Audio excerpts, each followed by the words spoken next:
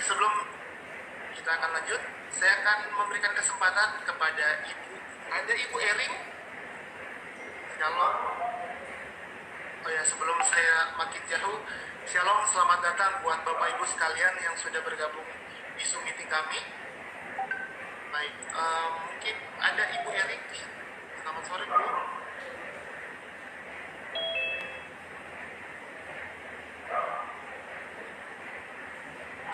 Apakah ada Ibu Ering?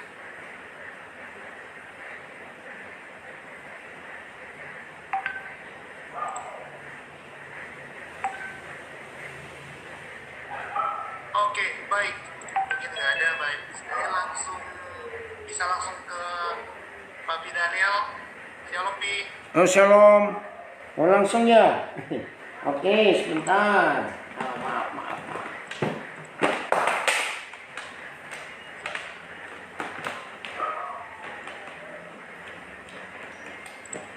Bagaimana kabar kalian semua? Halo. Bisa dengar? Oke. Baik, shalom semua yang mengikuti dari mana saja. Oke, baik.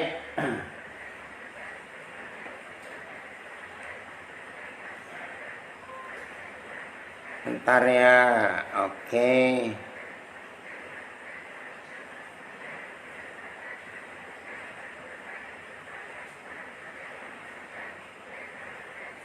Hari ini tema kita menarik sekali tentang perpuluhan.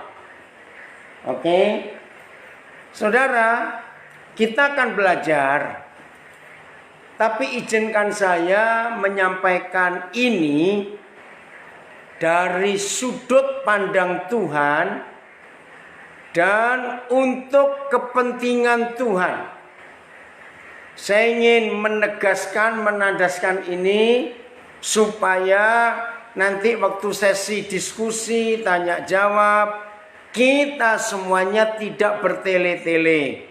Ya, karena membahas perpuluhan, aduh, nggak habis-habis. Terus terjadi perdebatan sampai hari ini. Nah, saya ingin memulai dengan dua pengertian ini. Kita memandang tentang perpuluhan, satu, dari sudut pandang Tuhan. Dua, untuk kepentingan Tuhan. Kenapa saya tekankan ini? Karena kalau perpuluhan dipandang dari beberapa sudut, wow, jadi membias, melebar nggak karu-karuan. Buktinya, bagi orang pelit, perpuluhan ini menyenangkan. Karena cuma diminta 10%. Maka itu orang pelit kalau mendengar pelajaran perpuluhan senang. Karena dia merasa setelah bisa memberi 10% untuk Tuhan, maka yang 90% dia bisa pakai semau-maunya. Nah, ini sudut pandang dari orang pelit. Sudut pandang dari orang yang kaya, maaf, ada dua. Perpuluhan itu sebagai CSR, tahu ya? Perusahaan-perusahaan itu kan punya dana untuk pengembangan kepentingan masyarakat. Nah, jadi bagi orang-orang seperti itu merasa kalau sudah memberi perpuluhan aman karena sudah berguna untuk masyarakat, untuk Tuhan. Tapi hal yang kedua, nah ini motivasinya salah. Kalau dari sudut pandang manusia, yaitu supaya diberkati, ya, supaya tidak ada kutuk dalam hidupnya. Maafkan, dari sudut pandang hamba Tuhan atau pendeta, maaf, wah ini berkat karena jemaat memberi perpuluhan kepada hamba Tuhan. Nah, ada banyak lagi yang lain, saya nggak usah bahas. Jadi itu perpuluhan kalau dipandang dari sudut manusia dengan macam-macam profesi. Nah, sekarang kalau dari sudut pandang Tuhan beda lagi. Apalagi bicara perpuluhan untuk kepentingan Tuhan dengan bicara perpuluhan untuk kepentingan kita manusia, beda sama sekali. Nah, maka itu hari ini kita batasi bicara tentang perpuluhan dari sudut pandang Tuhan dan dari sudut kepentingan Tuhan. Ya, maksudnya begini kepentingan itu. Saya beri contoh kecil saja. Seorang manajer, dia sebagai manajer pada satu perusahaan, kalau dia menjadi manajer untuk kepentingan dia dan keluarganya, maka semua arah yang dia perjuangkan supaya perusahaan itu maju dan baik, itu tujuannya supaya kebutuhan keluarganya tercukupi, malah lebih, karena pemilik perusahaan senang karena ada manajer yang luar biasa bekerja, tapi untuk kepentingan keluarganya. Beda dengan seorang manajer, kalau dia bekerja full, motivasinya hanya untuk perusahaan di mana dia bekerja, itu harus maju. Nah, sama seorang suami berarti dia sudah punya istri. Tetapi selama jadi suami, dia selalu berdiri untuk kepentingan ibunya. Nah, kalau seorang suami menjadi suami hanya untuk kepentingan ibunya, maka istrinya akan menderita. Karena apa-apa yang dikerjakan oleh suaminya ini untuk ibunya. Nah, begitu pula tentang perpuluhan. Kalau bicara untuk kepentingan Tuhan, maafkan saya saudara, saya harus ngomong.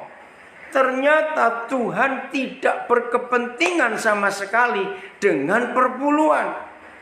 Nah, jawab ini. Jadi kalau untuk kepentingan Tuhan, Tuhan itu nggak ada urusan dan nggak butuh perpuluhan.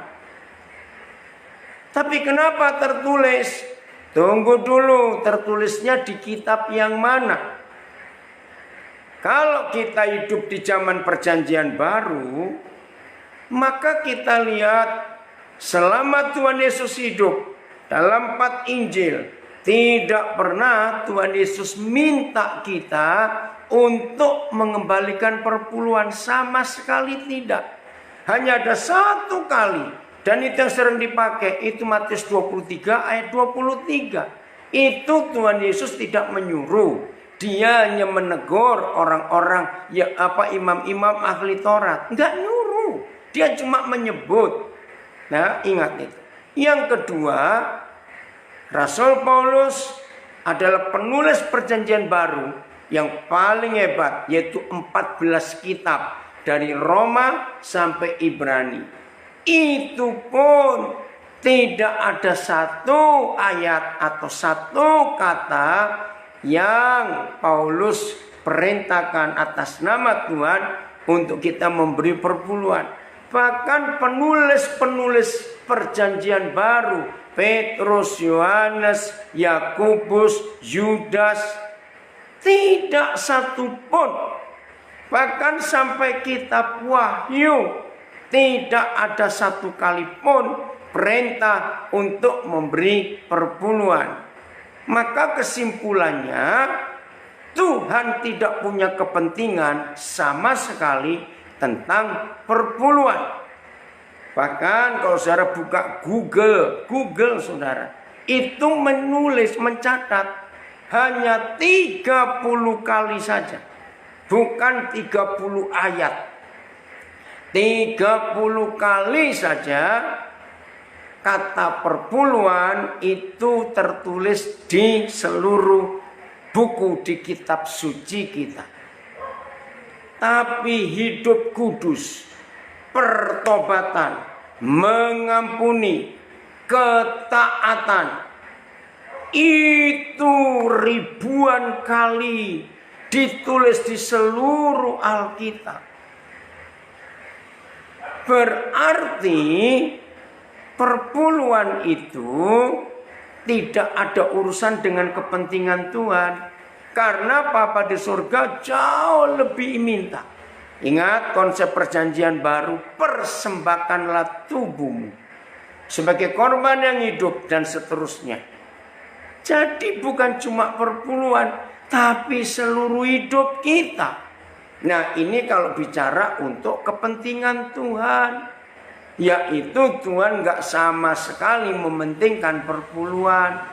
Karena maaf ya, saya harus ngomong ini, karena Tuhan kita tidak butuh duit dan dia tidak mata duitan.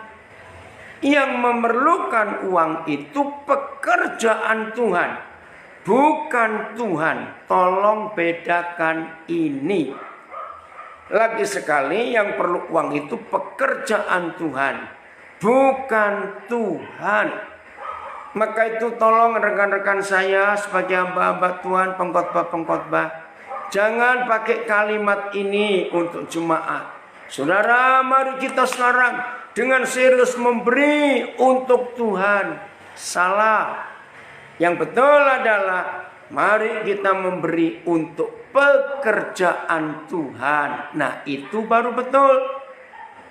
Nah, kalau untuk pekerjaan Tuhan, itu sama sekali Tuhan kita tidak butuh. Sama sekali Tuhan kita nggak butuh uang kita, sebab semua dia punya. Nah, maka itu ayo hari ini di antara semua kita yang mendengar, kalau saudara nggak cocok, jangan keluar ya dari Zoom ini, tapi tetap mau belajar.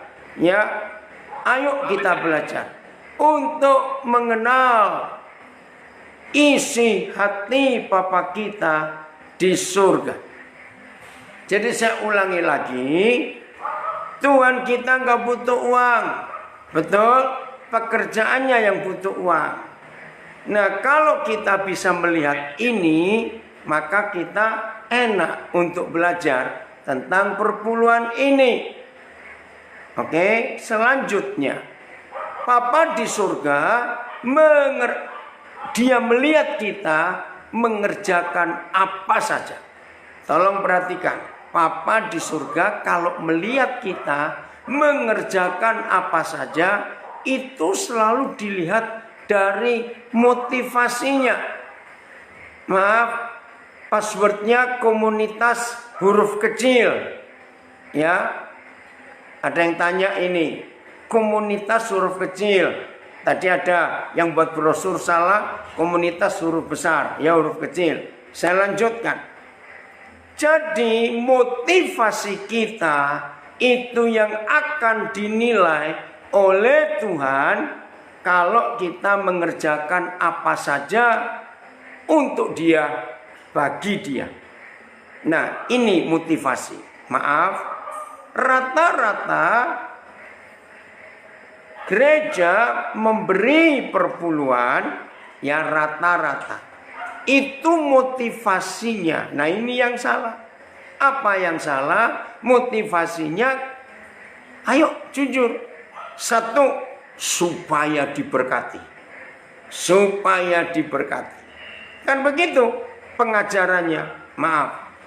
Yang kedua, motivasinya takut kena kutuk. Aduh, jangan sampai ada belalang pelahap. Aduh, jangan sampai nanti bangkrut usahaku.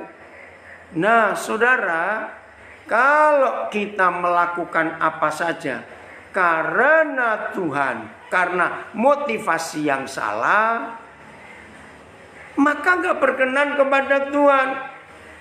Maka itu saya berdiri atas nama Tuhan. Sangat sedih hati Tuhan ketika saudara mengerjakan sesuatu karena takut kena kutuk, takut tidak diberkati. Maka itu tidak sedikit gereja punya pengajaran yang salah. Contoh, karena saya pernah mengalami sendiri. Saya mengunjungi seorang saudara di rumah sakit karena habis kecelakaan. Puji Tuhan, semuanya selamat, cuma cukup parah. Lagi saya bicara, di dalam kamar rumah sakit itu datanglah gembalanya. Ya udah, saya mundur karena ini gembalanya. Yang buat saya kaget, kalimatnya begini gembala itu. Apakah saudara masih rutin memberi perpuluhan supaya peristiwa kecelakaan ini jangan menjadi peringatan dari Tuhan karena saudara terlambat memberi perpuluhan. Saya kaget. Hah? Tuhan yang mana yang menghukum anaknya hanya karena terlambat memberi perpuluhan? Saya menentang. Papa di surga tidak mata duitan. Maka itu tolong rekan-rekan hamba Tuhan, jangan menghubungkan didikan Tuhan tentang apa saja yang terjadi yang tidak baik dalam hidup kita, anak-anak Tuhan, itu menghubungkan dengan uang kepada Tuhan, apalagi perpuluhan. Tidak. Papa kita nggak mata duitan dan nggak sekejam itu. Maka itu motivasi ini yang menentukan. Maka itu saya ulangi lagi, sudut pandang siapa yang kita pakai untuk melihat apa saja dalam hidup ini, ya sudut pandang apa saja. Saudara, mari kita melihat kebenaran ini. Lalu untuk kepentingan siapa? Lalu motivasinya apa? Kalau semua motivasinya untuk mengasihi Tuhan dan taat kepada Dia tanpa embel-embel apa-apa, kerjakan. Kerjakan. Ya. Jadi, ayo dalam kondisi seperti ini, maaf, supaya Tuhan tidak kita salah gunakan namanya. Maaf, kita butuh uang, kita perlu uang, lalu mengatasnamakan Tuhan, pakai ayat firman Tuhan untuk, maaf, menakut-nakuti jemaat, untuk memberi ancaman berupa teror. Awas loh, nanti ada belalang pelahap. Awas, nanti ada ini. Saudara, itu motivasi yang salah. Semua hal yang kita buat untuk Tuhan dan atas nama Tuhan dan bagi Tuhan, kerjakan itu karena kita mengasihi Dia. Bukan untuk dapat imbalan apa-apa. Saudara, ini yang kita harus tahu. Nah, lalu bagaimana keperluan kita semuanya? Nah, ini yang kita harus pelajari. Mari saya akan baca dulu Matius 6 ayat 24. Bicara tentang uang, ya. Matius 6 ayat yang ke-24. Kita melihat ini. Ini kata Tuhan Yesus. Bukan Matius. Tuhan Yesus yang bicara. Begini, ayat 24. Tak seorang pun. Jadi nggak boleh ada seorang pun dapat mengabdi, menghamba, melayani, menyerahkan hidup kepada dua Tuhan. Dua Tuhan itu kalimat yang kata yang betul. Tidak bisa. Karena jika demikian, kita akan membenci yang seorang dan mengasihi yang lain, atau kita akan setia kepada yang seorang dan tidak mengindahkan yang lain. Kamu, kata Tuhan Yesus, yaitu saudara dan saya, tidak dapat mengabdi, melayani, menghamba, menyerahkan hidup. Perhatikan, kamu, yaitu kita, tidak dapat mengabdi, menghambakan diri, menyerahkan hidup, melayani kepada Tuhan dan Mamon. Nah, semua kita tahu Mamon itu setan di zaman itu, dan itu selalu bicara tentang uang. Itu yang Tuhan Yesus maksudkan. Maka itu hanya Tuhan Yesus yang menyebutkan uang itu mamon, uang itu setan. Dan bagi saudara yang baru pertama kali belajar tentang ayat ini, saya mau tunjukkan. Perhatikan kata seorang. Ia, yaitu saudara dan saya, tidak bisa memperhambakan diri, mengabdi, melayani, menyerahkan hidup kepada dua Tuhan. Dan Tuhan Yesus menyebut dengan kata pribadi seorang. Woi, saya pertama kali dibukakan ini, saya kaget, saudara. Wow. Jadi hanya Tuhan Yesus satu-satunya orang. Perhatikan, hanya Tuhan Yesus satu-satunya orang yang memberitahu manusia.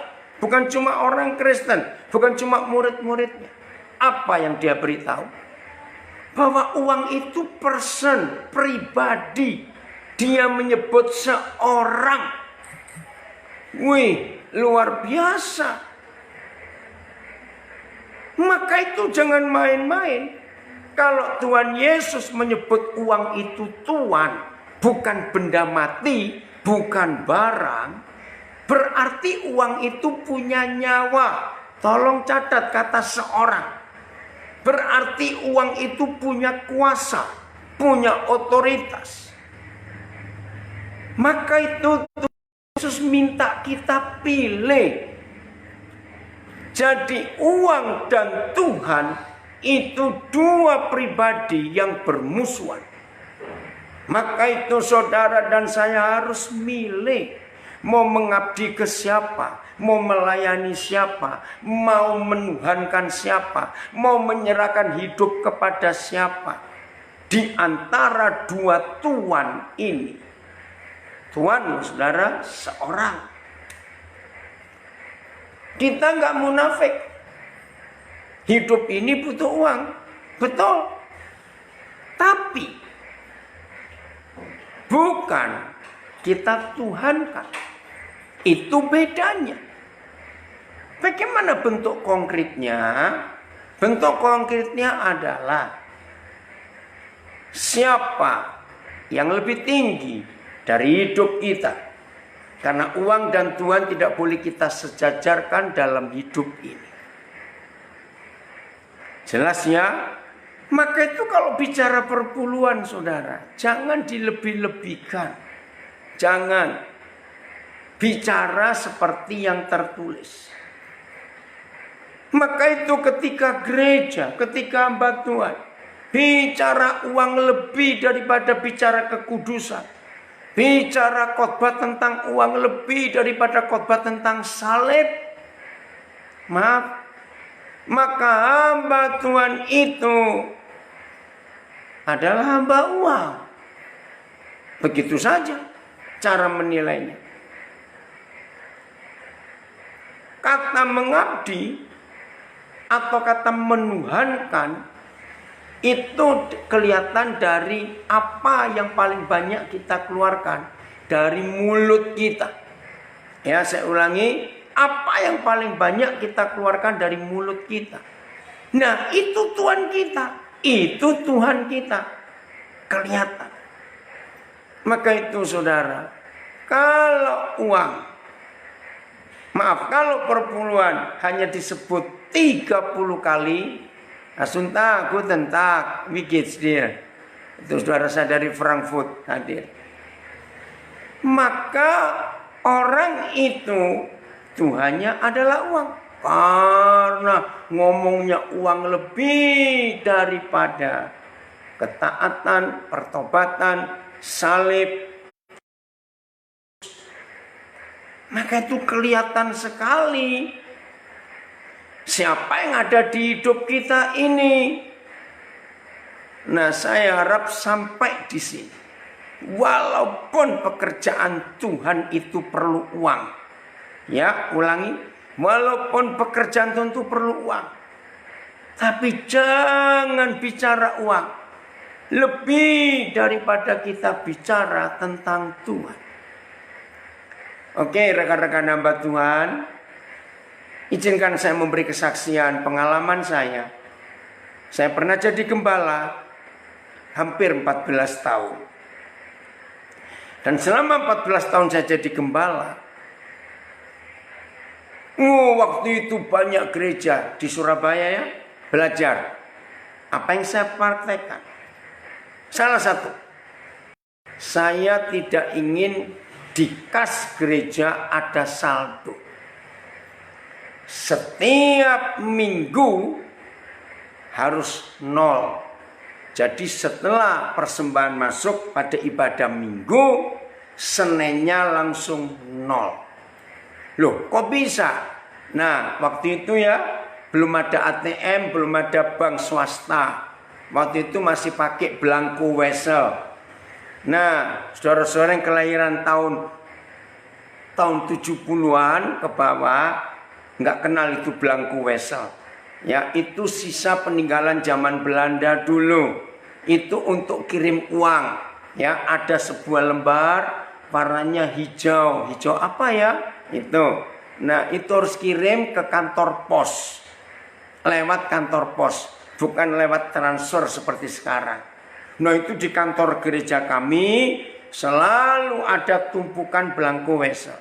Dan sudah ada nama dan alamat. Siapa? Rekan-rekan hamba Tuhan yang saya kenal di desa-desa, baik di Jawa, di Kalimantan, dan Sumatera. Waktu itu saya belum punya jaringan ke Sulawesi, ke Indonesia, timur Indonesia belum. Jadi cuma Jawa, Kalimantan, Sumatera.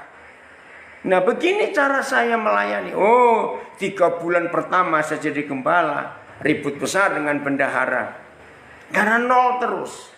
Nah, saya pakai Kisah Rasul 6. Kalau saudara pernah baca Kisah Rasul 6 ya, gereja perlu uang untuk operasionalnya.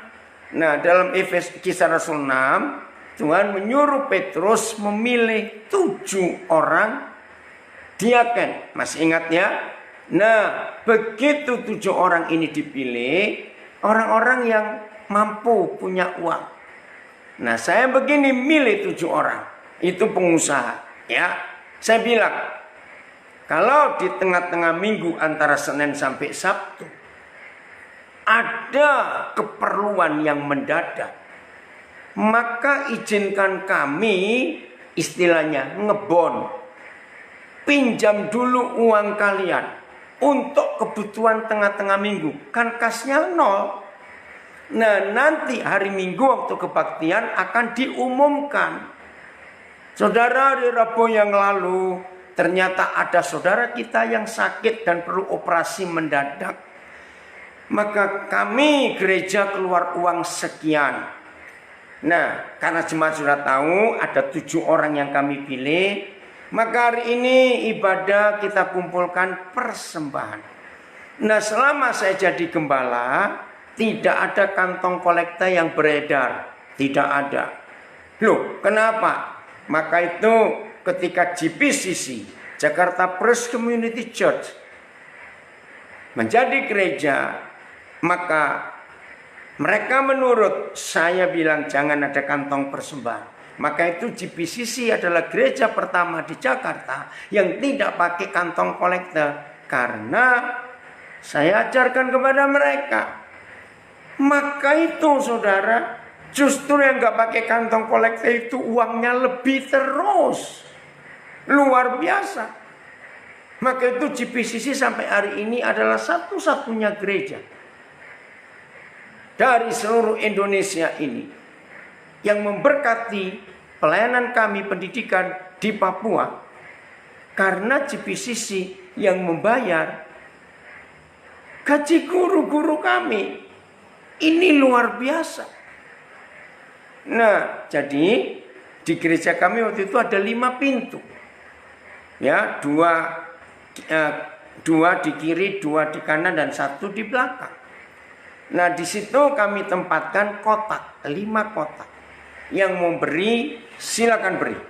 Sebelum mulai ibadah, waktu masuk atau pulang, terserah. Tapi setiap kali sebelum ibadah selesai, kami biasanya langsung hitung. Dan itu diumumkan kepada jemaat. Jadi kalau kami nggak ada kebutuhan apa-apa, ya kami nggak ngumumkan di jemaat. Memang lagi nggak butuh apa-apa. Tapi kalau butuh sesuatu, kami langsung ngomong. Dan kumpulkan persembahan hari itu. Saudara tolong catat, selalu lebih. Contoh, ini mereka masih ada. Berapa saudara itu masih ada sampai hari ini. Nah, walaupun ada berapa yang sudah meninggal. Dari jemaat masuk bendara kami sudah meninggal waktu itu. Suatu kali kami dapat surat dari daerah Ampel, Salatiga. Teman pendeta. Aduh, kami butuh sepeda. Oke. Pada jemaat. Saya ingat waktu itu harga satu sepeda belum sampai 10.000 rupiah. Ini tahun 80-an awal, saudara. Oke, kira-kira atau 11.000 saya lupa. Nah, begitu dibacakan surat itu, lalu kami kumpulkan persembahan. Wih, luar biasa, saudara. Maka itu jemaat melihat. Kami hari itu dapat 7 sepeda uangnya. Nah, bendara tanya, ini kan perlunya cuma 1. Lah ini dapat 7, apakah kita beli semua? Saya bilang, iya, karena yang kita minta beli sepeda. Lah terus mau untuk apa? Ya bilang simpan aja di kantor gereja yang 6. Kan gak susah. Saudara, betul.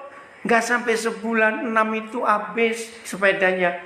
Gak tahu dari mana. Waktu itu belum mampu kami beli motor ya. Zaman itu motor masih mahal sekali, barang mewah. Apalagi zaman itu belum ada kredit. Gak tahu dapat berita dari mana. Ada 6 pendeta desa yang perlu sepeda, ya udah kami kirimkan. Terus begitu. Nah, saya nggak pernah khotbah perpuluhan. Nah, keperluan gereja setiap bulan sudah rutin. Ya, listrik, kebersihan, PDAM, ya apa-apalah, saya nggak hafal semua itu sudah rutin. Nah, dari situ jemaat tahu. Ini yang rutin harus diberikan tiap bulan. Dan laporannya terbuka semua. Saudara, waktu itu, maaf ya, gereja yang saya gembalakan di Surabaya tahun itu menjadi gereja yang terbesar. Sebelum ada yang lain-lain. Maaf, Betani belum ada. Berapa hari yang tadi pagi, kita gereja di Indonesia berduka. Karena pastor pendeta Alex Abram Tanusa Putra tadi pagi dimakamkan. Nah, gereja Betani belum ada waktu itu. Saudara, di sini kita melihat bagaimana uang itu kita tempatkan. Bukan di nomor 1, tetap nomor 1 Tuhan. Tapi uang itu di bawah. Supaya kita nggak ribut soal uang terus. Maka itu selama saya mimpin jadi gembala, gereja nggak pernah ribut. Karena 90% lebih ributnya gereja karena uang ada. Nah, maka itu kalau uangnya nggak ada, ya udah, nggak ada yang diributin lagi. Jelas ya, maka itu uang itu seorang, ya. Ini yang kita harus ingat. Ini anak saya nulis. Wah, keren Pap. Kalau gereja menerapkan prinsip yang Papa ajarkan, pasti gereja diberkati dan jemaat gak ada yang kekurangan. Betul. Sudahlah saudara, saling menanggung. Ada anak yang kecelakaan, ada yang perlu sewa kontrak rumah, ada apa. Selalu diumumkan. Dan jemaat selalu berkorban mengangkat beban itu. Betul. Karena gereja Kisah Para Rasul yang saya pakai, yaitu pasal 2 dan pasal 4. Di situ ditulis gak ada yang kekurangan, sebab semua saling berbagi. Apalagi saya sebagai gembala, mereka tahu saya tidak menggunakan keuangan gereja. Tidak. Tuhan memberkati dengan cara yang lain. Nah, maka itu kalau kita cuma bicara perpuluhan terlalu kecil. Nah, izinkan saya menerangkan ini. Mengapa perpuluhan hanya ada di perjanjian lama? Kenapa nggak ada di perjanjian baru? Jawabannya, orang Yahudi itu bangsa yang paling pelit sedunia.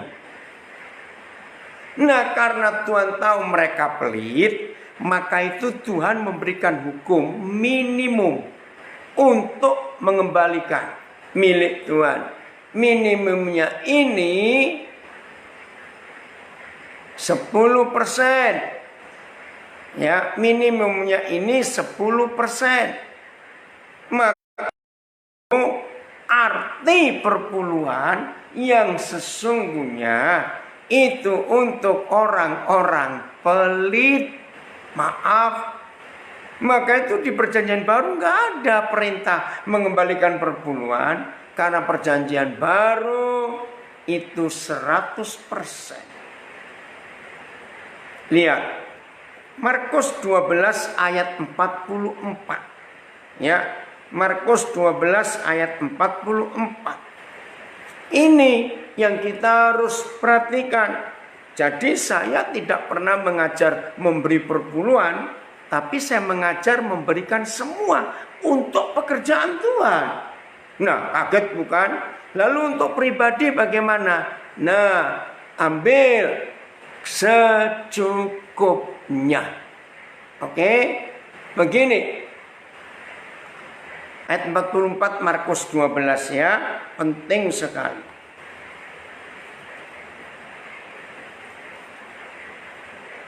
Sebab mereka semua, ini kata Tuhan Yesus, memberi dari kelimpahannya. Tetapi saudara kita ini, janda ini, memberi dari kekurangannya. Kok bisa? Bagaimana artinya memberi dari kekurangannya? Ini dia. Semua yang ada padanya, yaitu seluruh nafkahnya. Maaf, ada orang yang membahas ayat ini. Dikatakan, itu kan cuma sebagai ilustrasi saja. Oh tidak. Ini yang bicara Tuhan Yesus seluruh. Saudara, banyak hamba-hamba Tuhan yang kenal saya dan hidup bersama saya, mereka tahu saya melakukan ayat ini. Jadi kalau memberi sampai habis, ya udah, saya nggak takut. Besok pasti ada lagi yang masuk. Nah, maka itu salah satu bukti saudara dan saya, ya, salah satu bukti saudara dan saya tetap mengabdi kepada satu Tuhan, yaitu Tuhan Yesus. Dan salah satu bukti saudara dan saya bisa menggenapi Markus 12 ayat 44. Maaf ya, bisa ngikuti nggak apa-apa, tapi harus belajar. Saya ngikuti, saya melakukan dua ayat ini, Matius 6:24 dan Markus 12 ayat 44, dengan cara saya senang kalau mengenolkan saldo saya. Aneh. Ini salah satu alasan utama saya dulu takut menikah. Mana bisa istri saya melihat saldo nol terus.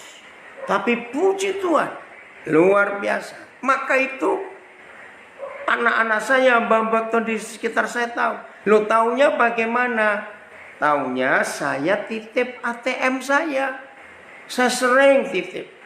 Suatu kali saudara, saya harus berangkat ke Papua Nugini lewat jalan darat.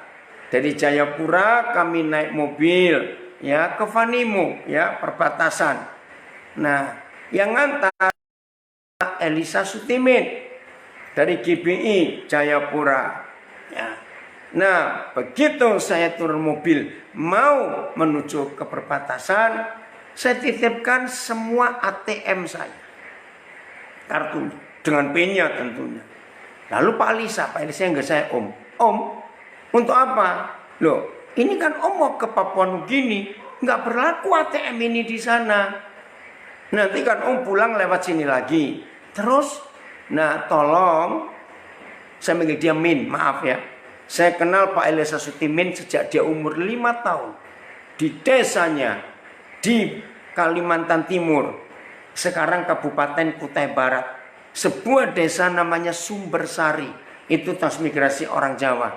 Tahun 76 yang lalu. Udah lama sekali. Nah, saya kenal baik. Gini, Min. Ini kamu cek saldo. Untuk apa? Loh ya jumlahnya supaya Om tahu.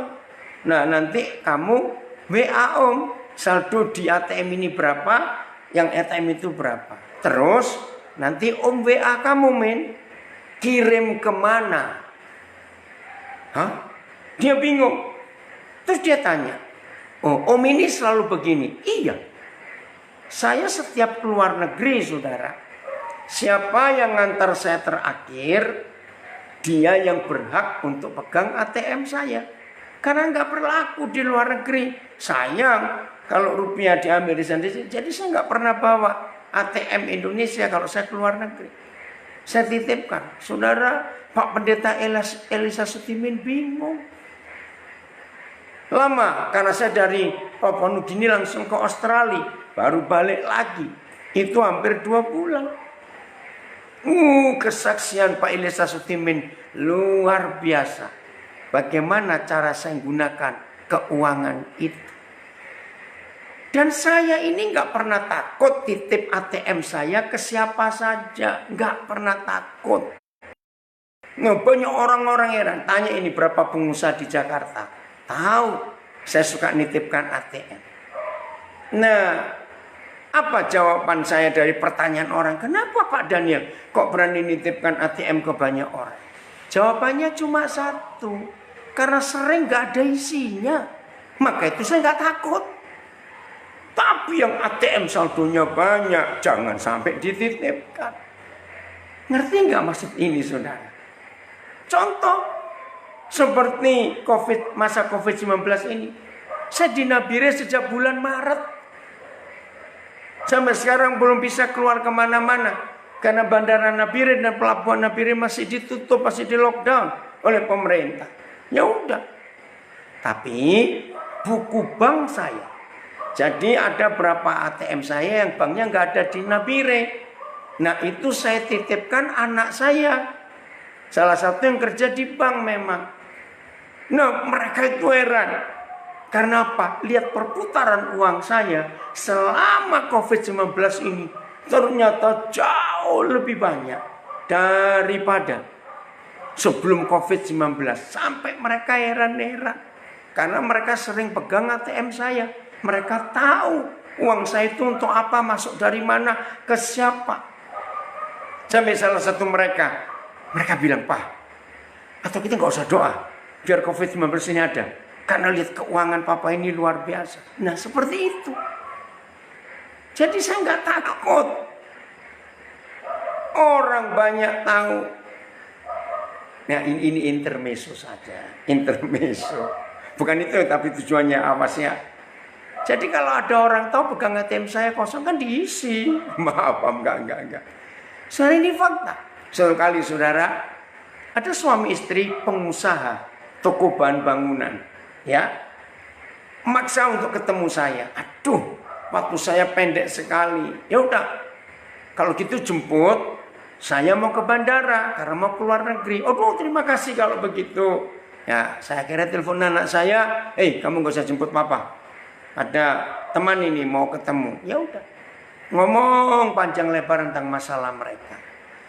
Karena saya mau turun sampai di bandara, saya bilang kepada mereka, aduh ya, tolong ya, pegangkan ATM saya ini. Hah? Untuk apa? Kan mereka kaget. Karena mereka belum kenal saya. Ya cuma tahu kalau saya khotbah. Yaitu sistemnya. Tolong cek tiap 2 hari. Setelah cek, nanti saldonya beritahu saya. Saudara, ternyata mereka syok. Lewat 2 minggu mereka nyerah. Tidak mau pegang ATM saya lagi. Akhirnya saya telepon anak saya. Tolong ambil ATM papa. Dihukum saya ini. Kenapa? Mereka bersaksi. Ini hidup model bagaimana? Keluar. Uangnya masuk, keluar. Mereka melihat itu. Saya ditanya, jadi Pak Dennis sudah hidup model begini sejak kapan? Sejak saya jadi hamba Tuhan. Maka itu saya dengan uang itu nggak pernah pusing. Saya nggak takut kehilangan. Saya nggak takut dicuri. Nggak takut. Saudara, maka itu setan-setan itu jengkel dengan saya. Loh, kenapa dia jengkel? Tapi saya nggak pernah sayang mereka. Maka itu yang sayang uang berarti sayang setan. Maaf. Maka itu jangan rajin-rajin ngomongin setan. Itu uang. Jangan. Lebih mulia kita bicara tentang kekasih kita. Yesus Kristus Tuhan dan firman-Nya. Itu jauh lebih penting dan jauh lebih berharga. Kenapa saya bisa hidup seperti itu? Saya orang Indonesia. Saya pakai prinsip terima kasih. Jadi setiap kali saya menerima sesuatu, ya saya harus kasih sesuatu itu. Terima kasih. Maka itu sangat jelek kalau ada orang disebut kamu orang gak tahu berterima kasih. Oh, amit-amit. Jangan sampai ada orang menyebut saya seperti itu. Tidak. Ini luar biasa. Suatu kali, saudara, saya dapat berkat sekian banyak juta. Nah, tapi Roh Kudus belum memerintah saya untuk apa uang ini. Saya tanya istri saya. Enggak, itu enggak ada apa-apa. Aduh. Terus saya lihat pelayanan, ada yang butuh enggak? Enggak ada juga. Aduh, ini uang untuk apa? Lewat seminggu saya nggak betah. Saya desak Tuhan. Papa, ini pasti ada yang perlu. Mungkin saya lagi nggak dengar ini. Tiba-tiba muncul nama Kaharudin. Ini sopir taksi orang Bugis. Dia sudah jadi anak saya. Dia jadi anak saya karena saya pakai taksinya. Terus Roh Kudus bilang kepada saya, kenapa sih kamu itu benci pada bapakmu? Dan kamu sayang nenek. Dan setelah nenek meninggal hidupmu hancur. Wih, dia kaget. Itu pertama kali saya ketemu dia di taksinya. Terus dia minggir. Loh, saya kaget. Kenapa kamu minggirkan? Wajahnya berubah. Matanya berkaca-kaca. Begitu minggir saya tanya kenapa? Bapak dukun ya? Saya benci bapak saya karena saya ditinggal. Waktu saya masih dalam kandungan. Saya hidup besar dengan nenek saya. Betul Pak. Setelah nenek meninggal saya kacau hidupnya. Oh, langsung saya peluk dia di taksi itu. Dia menangis. Nak, mulai hari ini. Tuhan jamah dia luar biasa. Waktu anak pertamanya lahir, dia minta saya beri nama. Wah, luar biasa. Saudara, saya kasih nama. Kalau mereka ada masalah apa-apa, mereka kontak saya, kontak teman saya Batuan Dampiri juga Pak Edo. Untuk didoakan, untuk minta solusi. Sekarang mereka nggak jadi sopir taksi, sudah diberkati Tuhan. Punya usaha kayu, punya bisnis ini. Luar biasa. Nah, Roh Kudus gerakkan saya untuk telepon dia. Saya tahu mereka masih kontrak rumahnya. Oke. Ternyata yang terima istrinya. Ternyata dia kerja narik taksi nggak bawa handphone. Oh ya. Apa kabar kalian? Baik. Hah, kok baik? Kenapa saya suruh telepon? Ya, saya coba ngomong kiri kanan dulu apa. Tiba-tiba oh ya, kontrak rumah. Gimana kontrak rumah kalian? Iya, ini sudah mau habis. Nggak tahu ini mau pindah kemana. Kami belum ada uang. Saudara dengar. Tiba-tiba dari mulut saya itu nyeletuk. Kenapa kamu nggak mau beli rumah saja? Bu, Saya pukul mulut saya. Itu kan kurang ajar, saudara. Kontrak rumah aja nggak bisa kok suruh beli. Tapi saya yakin, saya nggak salah ngomong. Ini pasti papa di surga. Marni, maafkan papa ya. Tanya gini, enggak papa. Jadi gimana? Kamu mau beli rumah memang? Enggak pak, beli tanah. Loh, kenapa? Nah, karena orang Bugis rumahnya kan bisa diangkat, bisa dipindah. Oh, jadi iya, selama ini rumah kami. Nah, tanahnya di mana? Samping rumah. Jadi sebelah kiri rumahnya persis itu ada tanah milik guru orang Jawa sudah pensiun mau pulang kembali ke Jawa. Dijual.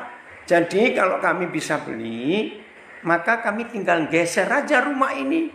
Oh iya, saudara dengar. Itu yang buat saya bilang kagum. Berapa harganya?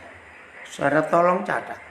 Harganya persis uang yang saya sudah terima lebih seminggu yang lalu. Wih, luar biasa. Langsung saya bilang, kamu besok beli tanah itu. Uang dari mana pak? Papa akan kirim uang.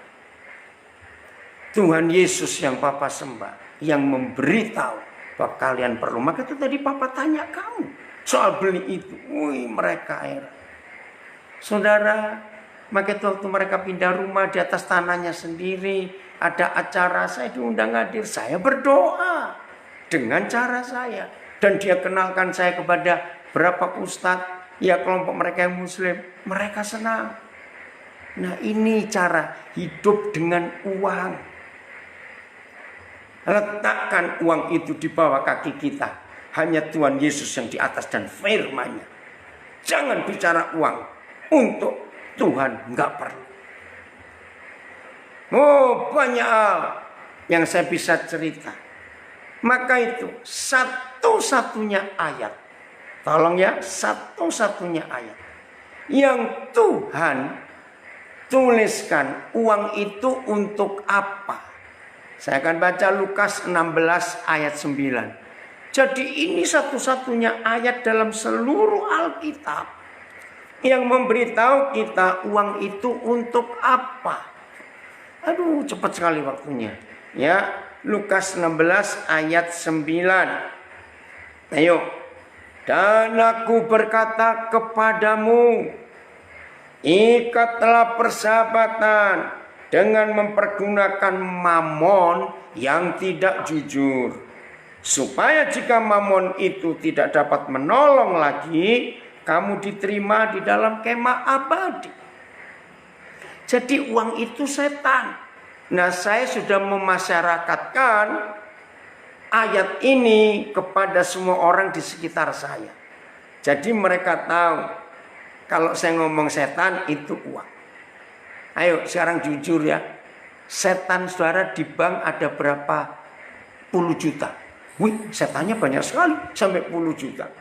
Maka itu kalau ada anak-anak bilang kemana pada mamanya, mah, ya aku perlu setan 20.000 mah.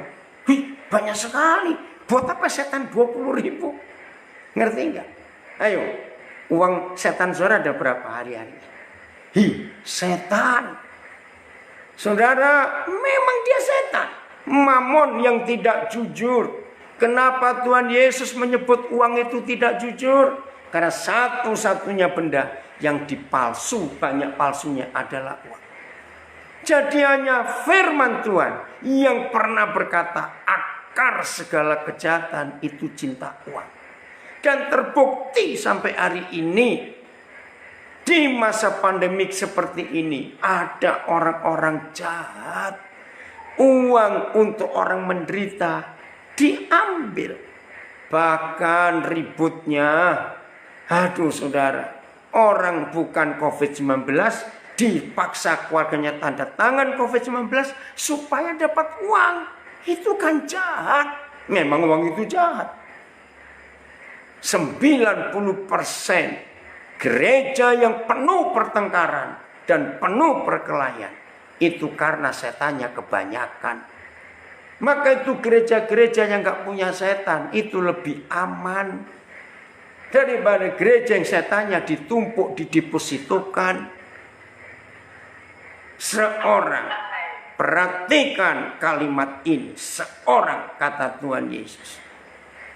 Jadi menurut Lukas 16 ayat 9, uang itu hanya untuk menjalin persahabatan, mengikat persahabatan. Apa bahasa Alkitabnya?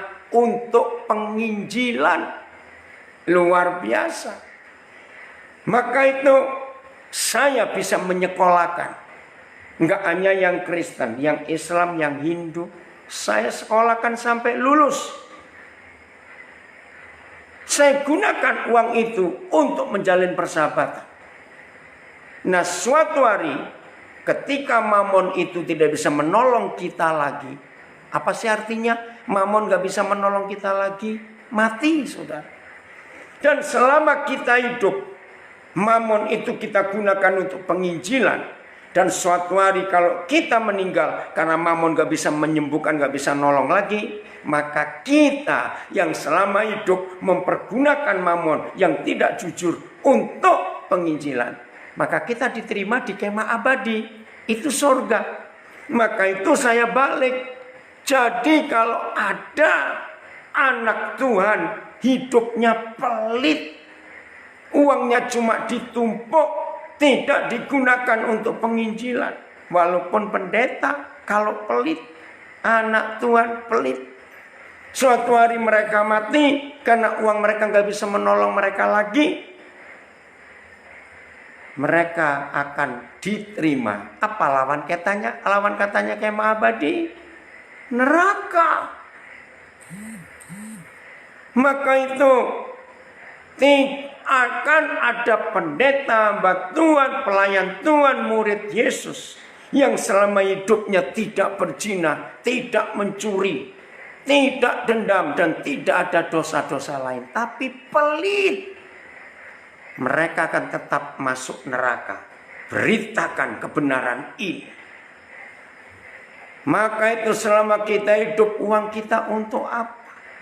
Nah, saya harap setelah saudara mendengar semua ini, jangan ngomong lagi tentang perpuluhan. Terlalu kecil. Oke, saya akan akhiri dengan sebuah fakta.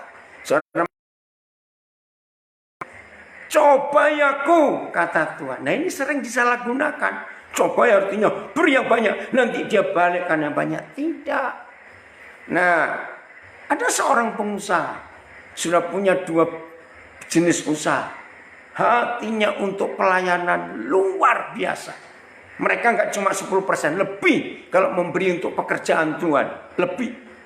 Suatu hari mereka dapat ide, ayo buka perusahaan yang ketiga. Nah, mereka cerita ke saya, wih bagus dong. Tapi perusahaan yang ketiga ini kami ambil keputusan, suami istri hebat, 100% keuntungan perusahaan ketiga itu untuk penginjilan, untuk pekerjaan Tuhan. Oh ya, luar biasa.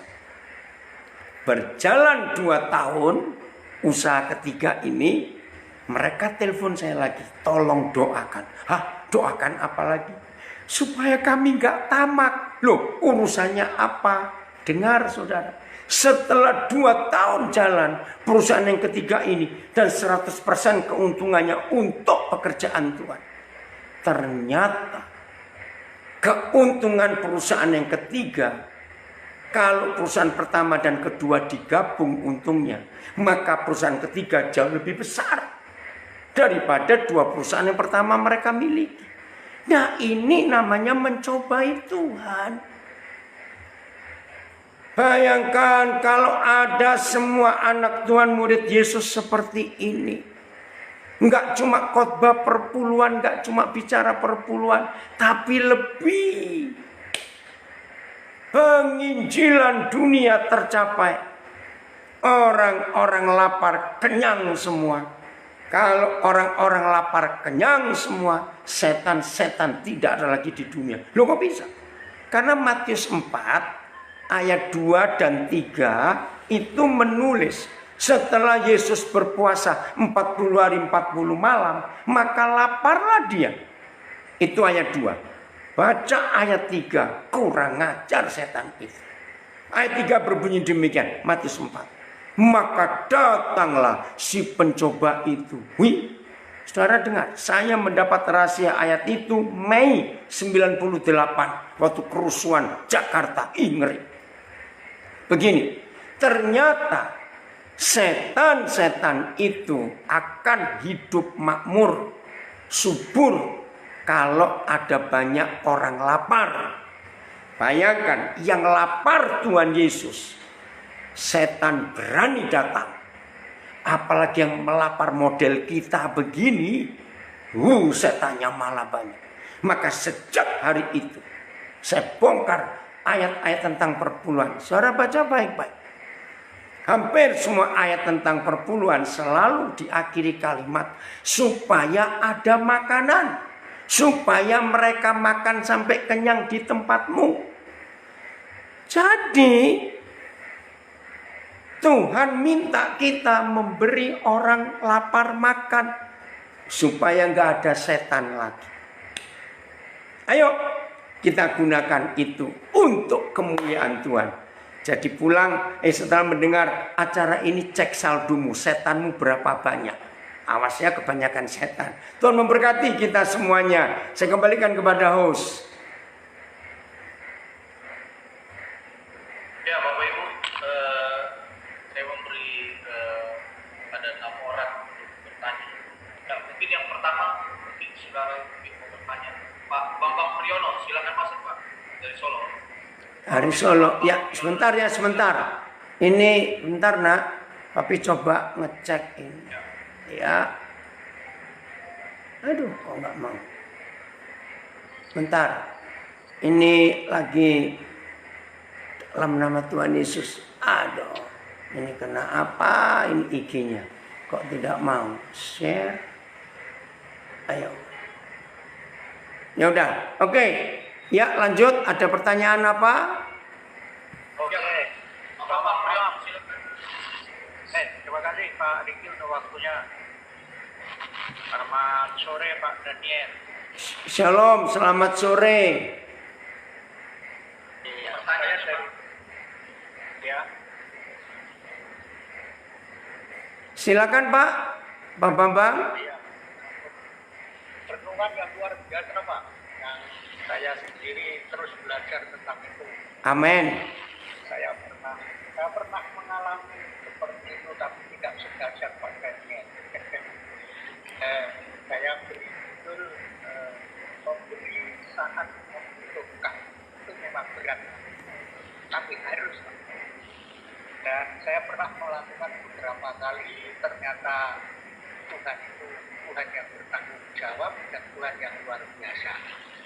Memberi saat membutuhkan itu memang perlu dilakukan oleh semua anak-anak Tuhan dan hamba-hamba Tuhan. Karena itu tes ujian yang paling sulit. Mau tidak mau harus dikerjakan. Dan hasilnya seperti yang Pak Daniel sudah renungkan. Terima kasih Pak. Saya semangat lagi. Puji Tuhan, melakukan firman Tuhan. Ya, oke. Ya, silakan Pak Johan bertanya. Jangan cepat Pak, 1 menit Pak. Silakan Pak. Salam. Shalom. Ya, salam. Ya, puji Tuhan. Saya baru bergabung, tapi ya saya mau bertanya saja, perpuluhan itu kalau seandainya kan firman Tuhan katakan harus memberikan perpuluhan, tapi kalau misalnya tidak, apakah itu membuat kita berdosa atau bagaimana Pak? Karena itu sama. Tidak Pak Johan, tidak berdosa. Ya. Sama sekali. Kalau tidak mengembalikan perpuluhan tidak berdosa. Kalau tidak hidup kudus itu yang berdosa. Kalau tidak mengampuni itu yang berdosa. Oke. Ya, Tuhan juga Pak harus kita melakukan. Kenapa? Itu juga salah satu firman Tuhan yang tertulis yang kita harus lakukan. Enggak Pak, di perjanjian baru tidak. Oke, gini Pak Johan, karena Pak Johan tadi maksudnya terlambat, jadi nanti dengarkan dulu dari awal, ya, supaya tidak memulai lagi. Kita beri kesempatan yang sudah mengikuti dari depan, ya. Oke Pak Johan ya, nanti bisa dengar lagi pengajarannya. Pendeta Freddy Kapantau. Ya, langsung ke pertanyaan Pak ya. Ya, langsung. Oke, puji Tuhan. Terima kasih untuk pengajaran malam ini oleh Pak Pastor yang menjelaskan mengenai tentang perpuluhan. Ya, memang di dalam kitab Perjanjian Lama itu awalnya memberi perpuluhan kan Abraham. Kejadian pasal 14 ayat 20. Itu kira-kira 4.000 tahun yang lalu atau 2.000 tahun sebelum Yesus. Kemudian yang kedua, di Imamat pasal 27 ayat 30, 32 dan Bilangan 19 juga itu ada 3 ayat itu berbicara terus menerus tentang perpuluhan, hasil ternak, hasil perkebunan, hasil pekerjaan harus dibawa itu yang 10. Kemudian yang terakhir, Zakaria pasal 3 kan semua tahu, ya sesudah pembuangan di Babil, maka Zakaria mencatat mengenai bawalah semua 10, memang bawa di rumah Tuhan untuk pelayanan pekerjaan Tuhan. Nah kalau dalam kitab Perjanjian Lama ada berapa kali diucapkan tentang perpuluhan, makanya dalam kitab Perjanjian Baru sudah tidak diulangi. Coba tolong minta supaya dijelaskan. Itu saja, terima kasih, Tuhan berkati. Shalom. Shalom. Iya. Oke. Tuhan Yesus tidak pernah meminta kita untuk mengembalikan perpuluhan. Jadi kalau perpuluhan itu penting, betapa jahatnya Tuhan Yesus tidak menyuruh kita.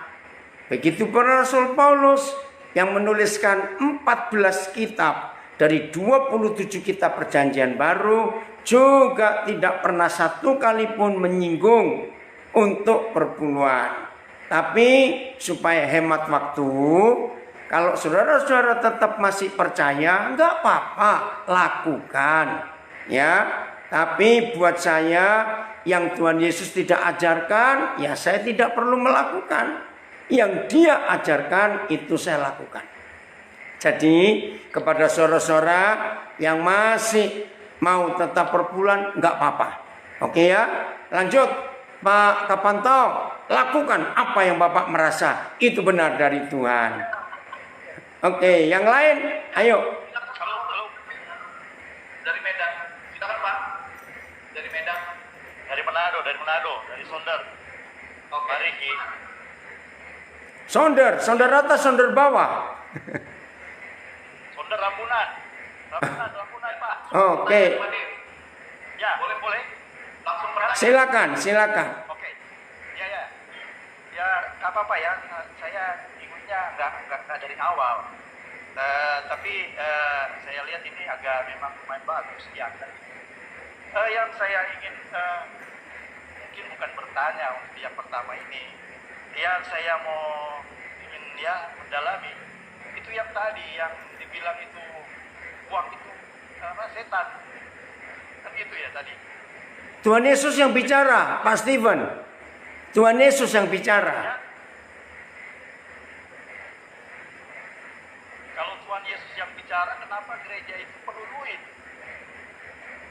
Loh, ya. Kalau begitu Tuhan menyuruh untuk di gereja itu ngumpulin setan-setan gitu Pak.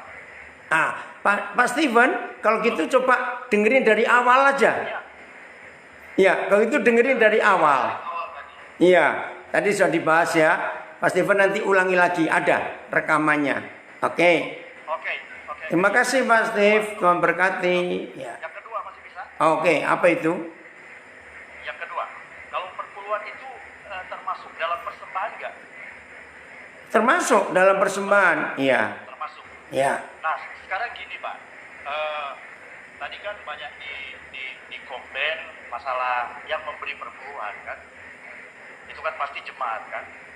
Nah, kita juga harus memikirkan bagaimana yang menerima perpuluhan. Oh, coba dilihat di dalam Maleakhi. Coba tolong dibaca kalau ada yang bisa baca. Di dalam Maleakhi 3 ayatnya yang kedua, Pak. Ayatnya yang kedua dan ketiga. Ya, pertanyaannya apa, Pak Stephen? Pertanyaannya? Nah, enggak, saya mengantar dulu. Saya baca ayat Maleakhi 3 ayat 3 ya, dan 4. Ya. Oke, boleh saya baca? Ya, silakan. Apa ya, baca dikit ya. Oke. Ia akan duduk seperti orang yang memurnikan dan mentahirkan perak, dan ia mentahirkan orang-orang Lewi, menyucikan mereka seperti emas dan seperti perak, supaya mereka menjadi orang-orang yang mempersembahkan korban yang benar kepada Tuhan. Ayatnya yang keempat, maka persembahan Yehuda dan Yerusalem akan menyenangkan hati Tuhan. Jadi saya pikir begini. Jadi kalau yang menerima persembahannya nggak suci, nggak murni, maka persembahan yang diberikan oleh jemaat itu nggak diterima oleh Tuhan, nggak menyenangkan hati Tuhan.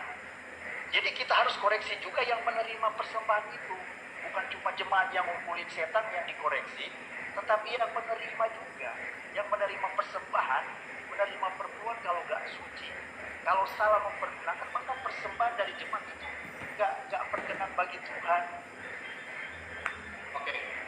Ya, pertanyaannya oke, langsung dijawab. Oke, Pak Dev, karena masih ada yang Ya mungkin ini masukan aja, bukan. Ya, terima kasih masukannya. Terima kasih. Jangan ini Pak, jangan hanya jemaatnya yang dikoreksi, tapi yang menerima persembahan juga itu dikoreksi, harus suci dan kudus. Kalau enggak, persembahan kita nggak diterima loh Pak. Nggak berkenan. Oke. Kalau yang menerima persembahan Ya. kudus, Oke, setuju. Ya, setuju Pak Dev. Enggak itu. Ya. Ya, oke. Terima kasih. Tapi yang begini, Pak Dev. Ya, oke. Ya, Bapak Ibu, Pak Robert si halo, Om, silakan masuk, Pak. Silakan bertanya, Pak. Silakan, Pak. Shalom Pak. Shalom. Pak Daniel Alexander. Horas. Ya, orang Pak. Jadi dulu saya dapat firman pengantar perpuluhan, dikatakan begini, yang satu dilakukan, tetapi yang lain jangan diabaikan. Jadi itu sebagai yang paling saya ingat tentang pendukung untuk perpuluhan Pak. Kemudian kalau dikatakan kita tidak bayar uang perpuluhan, dikatakan mencuri uang Tuhan, apa pandangan Pak Daniel Alexander? Ya, pokoknya Tuhan tidak butuh uang. Jadi kalau disebut mencuri, itu Maleakhi kita harus jujur. Itu kitab untuk imam-imam, bukan untuk jemaat.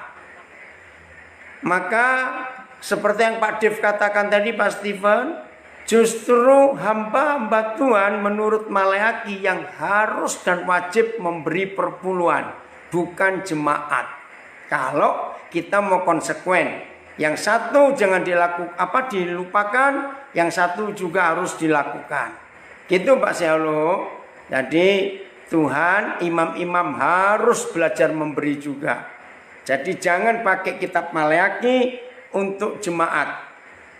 Ya, itu jawaban saya. Oke, silakan host, lanjut. Ya, Pak Dani Benyamin, silakan masuk, Pak. Silakan.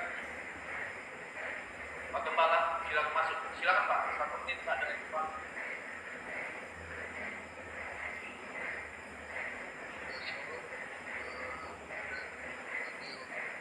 Tidak dengar Pak Bunyamin? Shalom, shalom. Shalom. Ya, Langsung pertanyaan, Pak. ya satu saya ingin bertanya, ada gereja-gereja yang menekankan bahwa perempuan itu wajib. ada gereja-gereja yang istilahnya membebaskan gitu. Nah, ini dari dua titik ekstrim. Bagaimana pandangan Koden Daniel tentang kewajiban perpuluhan bagi jemaat? Terima kasih. Ya, izinkan saya mengatakan ini Pak Bunyamin, maaf. Tidak ada kata wajib dalam Alkitab untuk perpuluhan. Yang wajib itu menyerahkan nyawa untuk saudara kita yang lain. 1 Yohanes 3 ayat 16. Wajib yang lain hidup kudus. Wajib. Wajib mengampuni. Suami wajib mengasihi istri. Istri wajib tunduk kepada suami. Nah, itu wajib. Tapi perpuluhan tidak ada kata wajib. Maaf ya. Jadi ini yang kita harus ubah. Ya, harus belajar. Itu dia. Ya, oke. Shalom. Ya, Pak Heru, silakan masuk Pak. Bisa. Dulu Pak Dem. Biar yang lain dulu Pak. Soalnya kita berkomunikasi. Silakan Pak Heru. Shalom. Selamat malam semuanya. Selamat malam Koden. Shalom, selamat malam. Ya. Tadi yang saya dengar di awal pembicaraan itu kan ada 3 motivasi yang salah dalam orang memberi perpuluhan Koden. Ya. Saya catat pertama supaya diberkati, yang kedua takut kena tulah. Ya. Yang ketiga apakah saya lewat atau Koden belum menyebutkan, saya belum menangkap itu, ya itu yang pertama. Yang kedua mungkin sedikit menyimpang dari perpuluhan. Barangkali bisa sedikit diberikan tanggapan mengenai persembahan sulung. Dari saya itu aja Koden, terima kasih Koden. Ya. Ulangi yang pertama tadi keputus Koiru. Yang pertama tadi kan Koden sampaikan bahwa 3 motivasi yang salah dalam orang memberi perpuluhan. Ya. Yang pertama supaya diberkati. Ya. Yang kedua takut kena kutuk. Hah? Nah, yang ketiga ini apakah saya terlewat? Oh, atau Koden oke. menyampaikan? Ya. Nah mungkin bisa dijelaskan juga sebaiknya motivasi yang benar untuk memberikan perpuluhan itu seperti apa? Ya, oke. Terima kasih. Yang ketiga, ada orang-orang Kristen merasa bebas menggunakan yang 90% untuk keperluan sendiri karena sudah merasa aman memberi 10% kepada Tuhan. Nah, itu motivasi yang salah. Padahal Tuhan minta kita 100% untuk Dia. Yang kedua, persembahan sulung. Maaf, itu pun di perjanjian baru sudah, saya berani katakan, tidak berlaku. Karena nggak disebut. Jadi begini ya saudara-saudara. Setelah Tuhan Yesus hadir sebagai manusia dan menyerahkan nyawanya untuk kita, maka hukum Taurat itu sudah terpenuhi semua di dalam Tuhan Yesus. Jadi kalau kita hidup di dalam Kristus, itu surat Ibrani menulis, kita sudah mencakup semuanya. Maka itu tolong rekan-rekan saya, mbak-mbak Tuhan yang masih ngotot, izinkan saya bilang, ya udahlah, jangan cuma perpuluhannya yang mau dibahas, jangan cuma persembahan sulungnya. Kenapa kita nggak langsung aja pelihara domba, sapi, burung merpati untuk korban? Kalau semuanya mau kita lakukan, maka itu kesimpulannya sudahlah. Yang Tuhan Yesus ajarkan itu yang kita lakukan. Karena pengajaran Tuhan Yesus sudah mencakup semua hukum Taurat dan perjanjian lama. Nah, kalau saudara dan saya setuju akan kebenaran ini, ya udah. Nggak usah putar-putar lagi. Jadi maaf, Khairu, Koden ini paling menentang. Bicara tentang semua bentuk persembahan, termasuk korban sulung. Nggak perlu. Ya, ada memang gereja-gereja yang menekankan. Maka itu kalau sudah bulan Januari, gereja-gereja itu kaya. Karena semua hasil bulan pertama diberikan. Aduh, buat saya itu perampokan. Maafkan saya. Tuhan pokoknya nggak butuh duit, pekerjaannya yang butuh uang. Gitu ya Khairu, Tuhan memberkati. Ya, singkat saja, singkat. Tuhan berkati. Bentar Pak, biar yang lain maaf, jadi yang lain bisa bertanya. Ini penting, singkat sekali. Ini penting, singkat sekali. Tulis saja, suruh nulis saja, Pak Steven tulis saja. Ya, Anda harus ketik sama host Pak. Itu dia. Jadi malam hari ini saya mengajak sekali lagi bertanya. Silakan masuk Pak dari Tambayong, dari Pak dari Wayong Pak Gembala. Silakan Pak.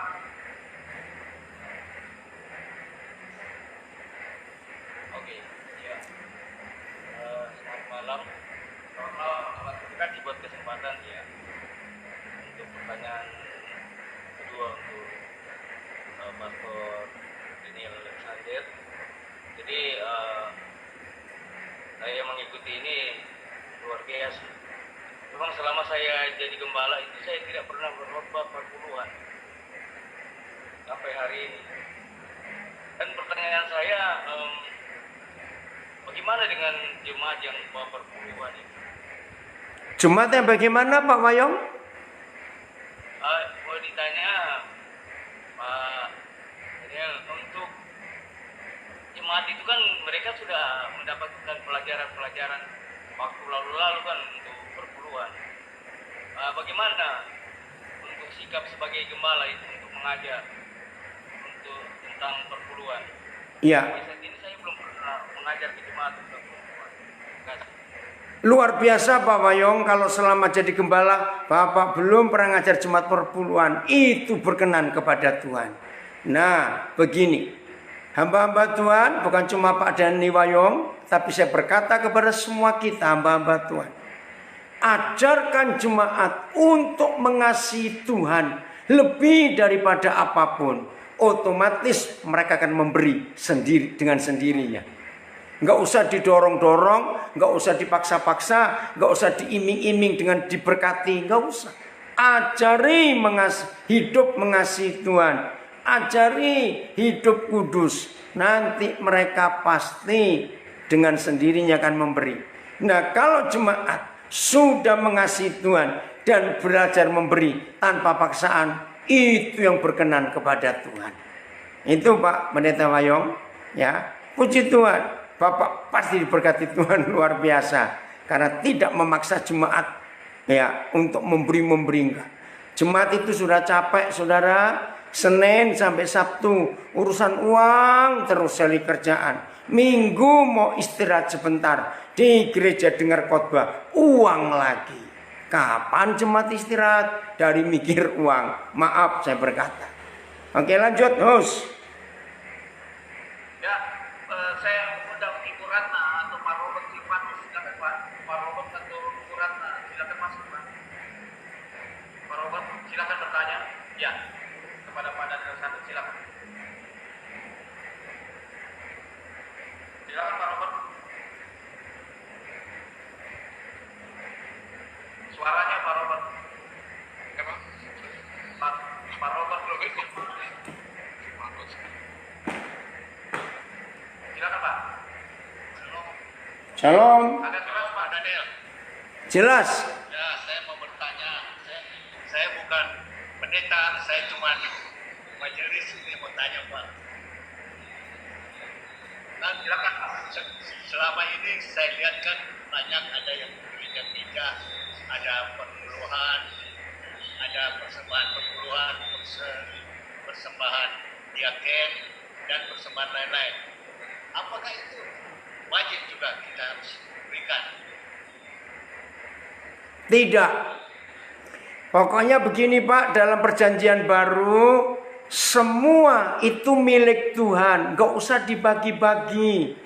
Ya, jemaat berikan aja pengumuman, gereja ini operasionalnya sekian, untuk keperluan hamba Tuhan sekian. Nah, sudah jemaat, ayo beri.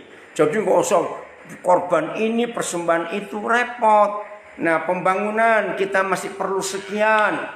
Nah, jadi Bapak sebagai majelis, ajak teman-teman majelis lain juga mikir. Karena jemaat itu pusing loh Pak. Kalau kita ibadah ada kantongnya macam-macam, merah, biru, kuning, hijau. Ini untuk apa? Jemaat gak hafal. Lalu di depan sudah kantong jalan, ada kotak lagi di depan. Aduh, kasihan jemaat. Betul? Iya, sudah satu kantong aja kalau mau pakai kantong. Untuk dibagi sendiri. Gereja saya Pak sebenarnya nggak pakai kantong-kantong. Kita cuma ada kotak yang di depan. Wah, puji Tuhan. Jadi setelah selesai ibadah, baru kita masukin persembahan kita di Oke. kotak persembahan. Ya betul. Di depan. Betul Pak Silvanus. Oke, baik. Ya. Saya mau tanya satu lagi Pak. Ya. Nah, kalau kita misalnya tidak memberikan perpuluhan, tapi kita selalu hanya memberikan untuk pelayanan pekerjaan-pekerjaan Tuhan. Mana yang lebih bagus dari perpuluhan atau daripada yang kedua itu Pak? Gini Pak, kalau Bapak ngikuti dari depan tadi pelajaran ini, Tuhan itu nggak butuh duit kita, pekerjaannya yang perlu. Jadi ajari jemaat untuk mengasihi Tuhan. Kalau jemaat mengasihi Tuhan pasti memberi. Gak usah didorong-dorong, gak usah diingat-ingatkan. Begitu. Ya. Di gereja kami tidak selalu gembala kami dorong-dorong untuk. Puji Tuhan. Iya. Harus begitu. Tidak pernah Pak. Iya, iya. Itu cuma dari kesadaran jemaat aja yang Oke. memberi. Puji Tuhan, harusnya begitu. Ya. Baik. Oke, host, jalan. Kasih ya. Ibu Julia, selamat malam. Silakan masuk. Pertanyaan Ibu Julia, Kepala Gespa. Selamat malam Bu Julia. Selamat malam. Bertanya kepada Pak dan Alexander, silakan masuk. Oke, terima kasih buat kesempatannya. Saya mau bertanya, ya, seorang hamba diharuskan memberi dari apa yang kita punya, sedangkan kalau kita tidak terima perpuluhan dan kita sendiri tidak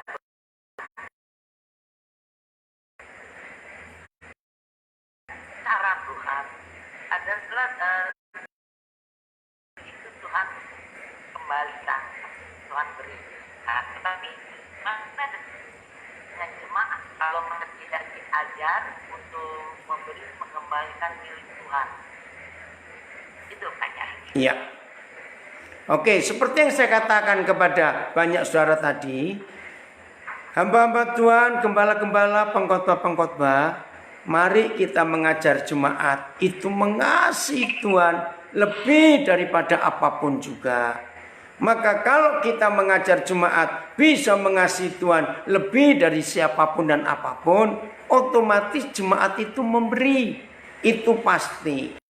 Yang kedua, kalau kita hidup untuk melayani, Tuhan bertanggung jawab penuh. Jangan kita melayani untuk hidup. Beda sekali. Ya, sampai hari ini Tuhan pelihara kami tanpa pernah khotbah perpuluhan. Karena tahun 82 Tuhan memberikan kami pengertian hidup untuk melayani, bukan melayani untuk hidup. Maka Tuhan pasti cukupi. Jadi Bu Juliana percaya, walaupun kita nggak mendorong-dorong jemaat untuk memberi, tapi kalau hidup ini mengasihi Tuhan, kita ajarkan kebenaran yang 100% utuh, nggak usah takut. Pasti jemaat pun akan izin memberi, kita pun akan kecukupan. Oke, puji Tuhan. Ya, silakan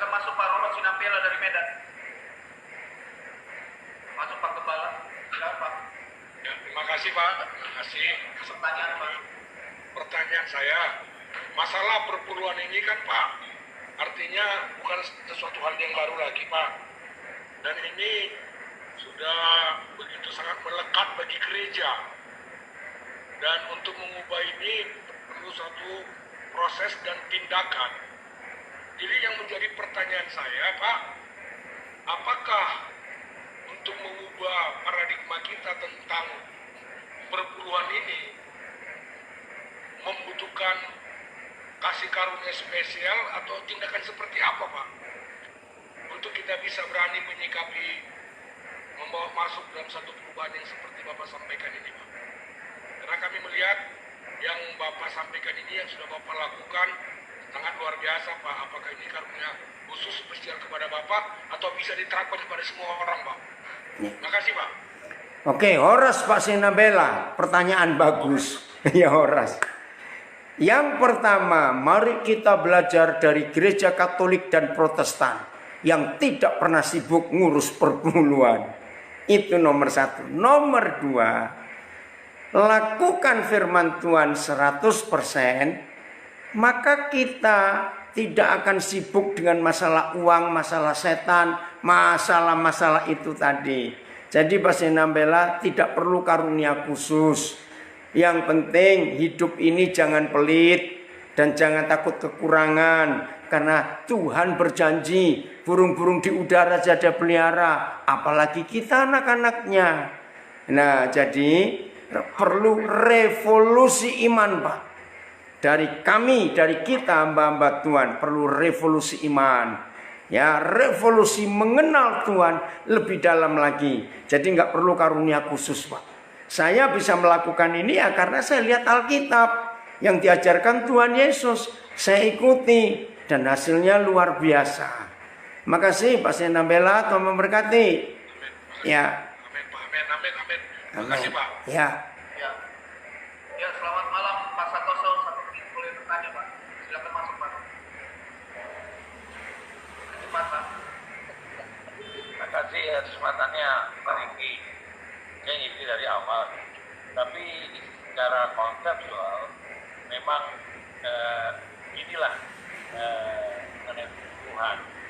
Karena memang tadi apa yang sudah disampaikan tentunya saya mau bertanya tapi sudah di-cover oleh bapak-bapak yang lain juga dan banyak juga yang kembali pengertiannya yang tadi disampaikan Bapak Pendeta dan Boleh Pak. sungguh luar biasa.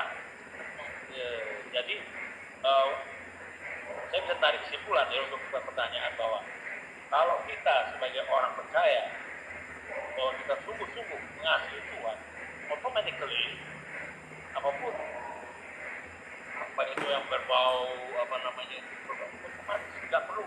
Kami gereja itu balanya itu dorong-dorong itu, dan kita juga punya keyakinan bahwa pasti Tuhan memberkati kita. Kalau kita tetap setia taat kepada Tuhan. Karena saya alami sendiri dalam hidup ini. Dia bilang, saya pensiun ini 15 tahun saya jalani. Kalau secara... Boleh Pak, shalom Pak Santoso. Biar yang lain bisa bertanya. Ya. Pertanyaan. Iya, semuanya sudah di-cover seperti itu. Oke. Saya pikir nggak perlu lagi saya pertanyakan lagi karena sudah di-cover gitu. Saya kira itu aja, Pak. Oke, Ibu Nova dari Vietnam, silakan bertanya Bu. Dari Vietnam. Silakan Bu, dari Vietnam. Suaranya Bu. Itu tadi sebenarnya cuma yang di dalam yang saya sudah catat tadi supaya menghemat waktu. Mungkin Pak Riki bisa bacakan aja yang tadi. Nova, apa kabar? Orang Vietnam. Ya, shalom Bude. Shalom. Tadi pagi ketemu Simon. Ya. Saya intinya tuh saya tangkap gini. Intinya jadi bukan hanya 10% yang kita berikan, tetapi lebih daripada itu. Bahkan kalau mau ya 100% untuk memberikan kepada Tuhan. Amin. Amin. Iya, jadi ya saya tangkap seperti itu. Jadi ini Bu Nova, posisi saya rem karena saya lempar yang lain ini. Ya. Ini. Oke, sudah paham. Oke. Paham, lanjut. Silakan Pak Hengki Lim, silakan masuk Pak. Oh, Pak Denny Tumiwa, silakan masuk Pak. Pak Denny Tumiwa, silakan. Pak Denny Tumiwa, silakan Pak Denny. Dengan Ya, Daniel Alexander, thank you for the words of God. Saya sangat ngerti, maksudnya dalam konteks dalam pelayanan dalam gereja memang sekali lagi memang walaupun ada penekanan di dalam perpuluhan, tapi saya sangat percaya apa yang disampaikan kalau kita mengasihi Tuhan, otomatis kita pasti yang memberikan. Amin. Dasarnya karena memang kita diselamatkan untuk melayani kok, itu aja dasarnya. Ya. Jadi memang sekarang lagi maksudnya dengan kondisi sekarang, kita akan masuk dalam new paradigma ini yang perlu kita tekankan gitu. Perlu ditekankan kembali pada gereja-gereja saat ini. Kalau dengan kasih kita berikan, otomatis kita bisa berikan. Betul sampai 20, 30, sampai 60, bahkan 100% itu bisa diberikan. Jadi tidak perlu mereka. Ada berapa gereja tadi tekannya ada penekanan-penekanan seperti itu. Tapi sekali lagi, terima kasih Koden atas. Tuhan memberkati Pak Tumiwa. Iya. Jadi boleh ya, ini tidak bertanya, tapi saya mendorong untuk bertanya. Dari Belanda, Ibu Agatha, sikap Pak Daniel, silakan. Dari Belanda, silakan. Ya, terima kasih Pak Franky untuk kesempatan ini. Saya nggak ada pertanyaan karena Koden itu kalau menjelaskan firman Tuhan ayatnya itu dikupas sampai kita jadi jelaskan. Saya baru selama umur begini baru pertama kali menjumpai seorang pendeta yang seperti Koden. Semua-muanya. Jadi saya bilang Koden itu seperti Yesus di bumi. Aduh. Jadi saya mengikuti Yesus Kristus, Bapa di surga, juga mengikuti Koden. Jadi di mana-mana Koden ada itu, saya ikuti kalau bisa, kalau saya tak pergi. Tapi karena COVID ini, saya banyak terima kasih juga positif side-nya, karena Koden jadi diikat kakinya di Nambire, jadi saya kecipratan berkasuhan. Itu saja yang saya mau berterima kasih kepada juga host Pak Franky yang juga sudah mau mengundang saya menginvite ya. Begitu. Terima kasih Koden.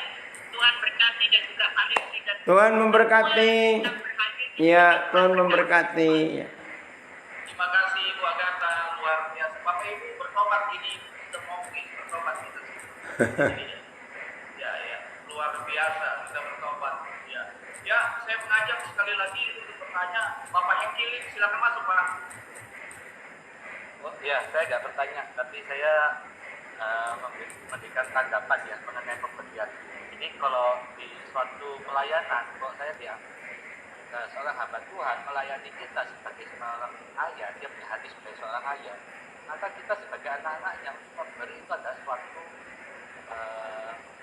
kasih sayang dari anak ke orang tua.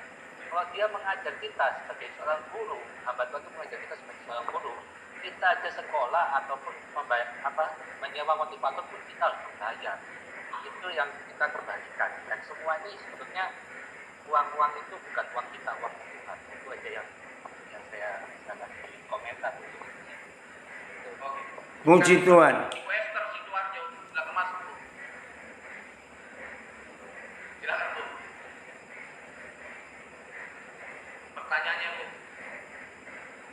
Suaranya Bu. Halo? Ya. Halo.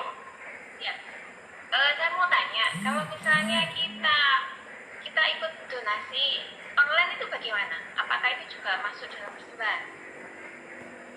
Ya, masing-masing gereja punya cara berbeda-beda, tapi lagi sekali motivasi untuk memberi, entah online, entah langsung, tergantung motivasinya.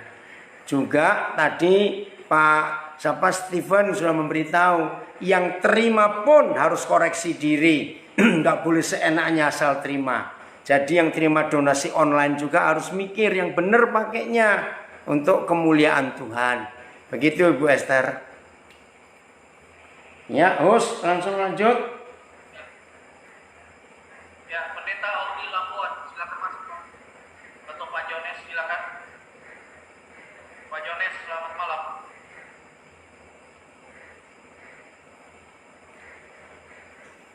Pak ini Mapalan, silakan masuk.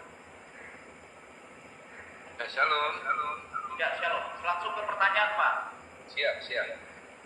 Ya, memang jujur saya berada di dalam benteng pemahaman yang harus keluar setelah menerima pencerahan ini. Yang saya pertanyakan adalah bagaimana kita yang berada dalam satu sinode yang mewajibkan setelah menerima pemahaman ini, apa yang harus kita lakukan? Terima kasih.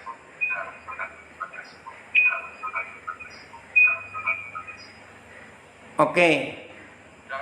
Ya, Pak Moses, ada dua hal. Satu, kalau Pak Moses sudah terima kebenaran, yang adalah memang kebenaran, sampaikan kepada pemimpin, kepada gembala, untuk melihat fakta ini.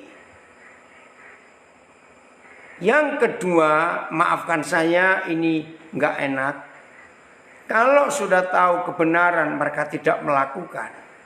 Dan Pak Moses sudah tahu itu kebenaran. Ya,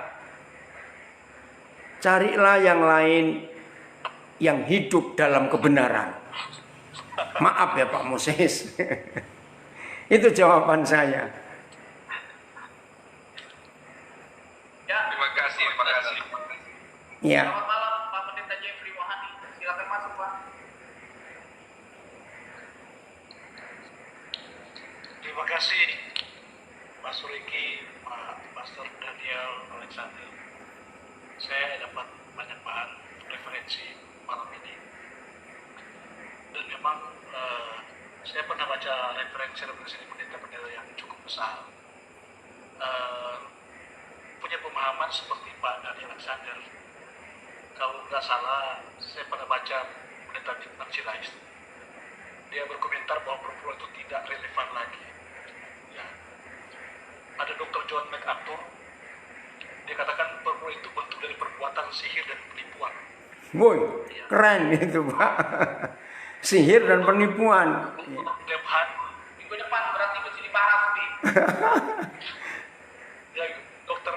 Debhan dikatakan perempuan merusak jutaan jiwa manusia, itu semua manipulasi. Dan salah satu nama yang ada di sini yang saya baca, Bapak Pendeta Daniel Alexander mengatakan perpuluhan itu hanya di Perjanjian Lama. Saya coba baca. Sebetulnya pertanyaan saya sudah terjawab dari pertanyaan Pak Mapeli sama Pak tadi, Sinabela, karena di organisasi kita memang sudah sudah masuk ke anggaran dasar, sudah melekat ya. Sekarang kira-kira bagaimana tips untuk ya memberikan pencerahan pada jemaat, karena ini sudah dari turun-temurun ya. Dan ini merupakan satu paham yang tiap-tiap minggu disampaikan di tiap-tiap gereja, dan memang ada kotak khusus persembahan ya, sambil ngancam-ngancam kadang-kadang dalam tanda petik ya, dan dikatakan pujilah Tuhan kalau Tuhan tidak akan membukakan tingkap-tingkap dan seterusnya. Kira-kira tips apa dari Pak Daniel Alexander untuk menjawab, karena dalam gereja kami jadi pertanyaan besar itu Mas, jadi viral ya. Kira-kira ini Pak Daniel, kira-kira tips apa yang mau sampaikan kepada pendeta dan jemaat-jemaat yang sudah kental dengan paham ini? Baik. Kalau kita mau ubah lagi, itu mungkin. Ya. Oke Pak Jeffrey. Ya, saya akan jawab. Yang pertama, jemaat yang mau mengerti dan tidak ingin kena sihirnya khotbah, nah itu yang Pak Jeffrey ajak bergerak untuk menularkan kebenaran itu kepada jemaat yang lain. Itu nomor satu. Nomor dua, kalau Pak Jeffrey punya akses ke rekan-rekan pendeta, teman-teman pendeta, sampaikan kebenaran ini bahwa khotbah kita selama ini salah tentang perpuluhan. Jadi jangan kita menabrak tembok yang belum diruntuhkan. Cari saja yang mau mengerti. Memang sedih Pak Jeffrey, saya itu melihat tidak sedikit jemaat itu ditipu, dibohongin, takut kena kutuk, sehingga rasanya berdosa berat kalau nggak memberi perpuluhan. Maka itu yang berzina pun didiamkan asal sudah memberi perpuluhan. Nah itu kan nggak benar. Ya, ayo ajak gerakan jemaat mengerti perpuluhan ini. Ya, Tuhan memberkati. Ya, Ricky, cukup? Terima kasih. Satu lagi boleh, Pi? Oh ya, boleh. Ya, Pendeta Lano boleh masuk, Pak. Terakhir ya. Terakhir, Pendeta Lano, Bapak Lano. Lagi di jalan, Pak. Oke, ya terakhir mungkin Bapak Ibu Halo. angkat tangan, silakan. Salam. Ya, silakan Pak. 1 menit dengan cepat langsung di pertanyaan, Pak. Karena pada on air, Pak. Baik. Saya dari Minang. Pak Daniel tadi mengatakan bahwa ketika kita masih memberi perpuluhan, tidak mengapa kita tetap memberi. Artinya tidak ada masalah sebenarnya selama pemberian itu diberikan dengan hati yang tulus. Saja pertanyaan saya, belakangan kesimpulannya kok menjadi keluar. Tapi intinya pemahaman yang disampaikan pada Daniel, saya pun memahami bahwa kita perlu memberikan hati sepenuhnya untuk Tuhan, karena bukan sekedar 10%-nya, tapi seluruh kehidupan kita untuk Tuhan, saya setuju. Namun dalam konteks gereja-gereja yang menjalankan anggaran dasar, mungkin karena ini kesepakatan bersama dan tadi pada bilang tidak ada masalah, apakah itu tetap dapat dilaksanakan dengan catatan bahwa jemaat kalau dia memberi dengan sukacita ya silakan, kalau dia tidak mampu kita tidak paksakan. Apakah ini memungkinkan? Karena aturan itu berlaku dalam organisasi, khususnya beberapa yang ada di sini. Itu Pak, tanggapannya Pak. Diharapkan juga. Ya. Terima kasih. Dari Tanjung Pinang, Pulau Riau. Oke Pak Pangemanan. Jadi saya menjawab sesuai pertanyaan. Tapi pada prinsip saya hidup, perpuluhan itu tidak penting. Sebab yang Tuhan minta seluruh hidup kita, termasuk semua yang kita ada.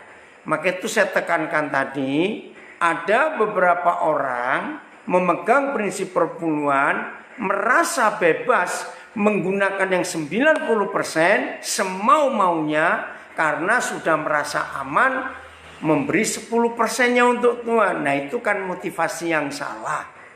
Ya, tapi pada dasarnya Pak Pangemanan dan semua kita, kasihlah Yahweh Tuhanmu dengan segenap hatimu, akal budimu, pikiranmu, kekuatanmu, termasuk segenap harta kita, segenap waktu kita. Jadi kalau kita memakai hukum ini, dan ini saya harap jadi penutup buat semua yang bertanya yang belum terjawab, kasihlah Yahweh Tuhanmu dengan segenap. Maka kalau kita hidup memakai hukum ini, kita nggak akan ngomong lagi 10%. Kita nggak akan bicara lagi persembahan sulung. Kita nggak akan bicara lagi persembahan tatangan, persembahan apa. Tidak. Karena mengasihi Tuhan dengan segenap semuanya. Jadi habis semuanya untuk Tuhan. Waktu kita, tenaga kita, ide kita, uang kita, semua. Itu dia. Jadi maaf kalau saudara masih berkecimpung, masih sibuk berkutat dengan perpuluhan, maka orang yang sibuk dengan perpuluhan, dia baru mengasihi Tuhan 10% saja. Maafkan saya. Oke, host, silakan. Oke, Bapak Ibu, saya dari tadi lihat pemahaman ini, saya kasih wanita satu terakhir. Mungkin ada ibu-ibu yang bertanya atau seorang wanita yang bertanya, silakan masuk ke dia. Dan kami sudah menghubungi dia. Silakan saja, mungkin ada atau masih ada di sini Pak Jones itu dia, atau Pak Damar, silakan masuk Pak.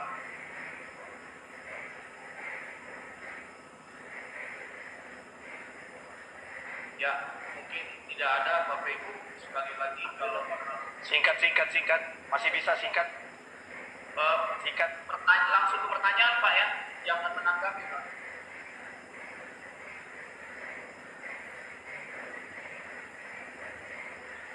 Halo, bisa? Ya, dengan cepat Pak. Pertanyaan ringan. Ya, langsung ya. Pak. Oh, dengan cepat. Saya hanya ingin tahu kalau Koden menerima perpuluhan atau enggak. Oke. Kalau ada yang ngasih perpuluhan. Oke. Ya. Ya. Oke.